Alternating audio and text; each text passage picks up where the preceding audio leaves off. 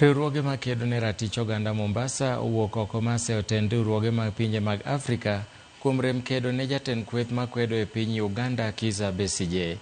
Gikoni en ayanga ni ngima jatelono masani ogeng'ne gi piny owacho nitiere e kind Nakuru gi Sumbi. Kaka kamano otend riwruog pinje Afrika to pok owuok ayanga mar loso gi jatend piny Uganda Yoweri Museveni magituo ni rocho ratiche.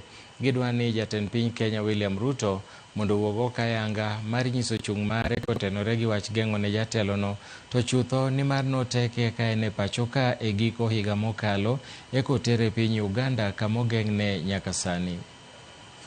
Sisi kama viongozi, sisi kama wanaharakati, sisi kama mawakili tunaona kuwa huu ni udhalilishaji na international community lazima iongee, na tunasema release Besigye, release Besigye. Hatuwezi kuwa sisi tuna muungano wa Afrika Mashariki katika masuala ya trade na katika masuala ya kupanua uchumi, lakini katika masuala ya human rights hatuna uwiano huo.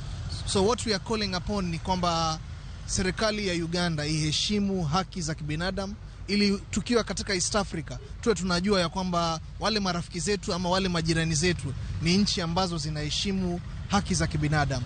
We cannot be in East Africa that does not respect the human rights. Na mimi kama mwanaharakati nachukia sana hichi kitendo, yani kimeniuma kwa sababu mwanaharakati wetu mmoja akiwa yaumia, sisi sote tufanya nini? Twaumia.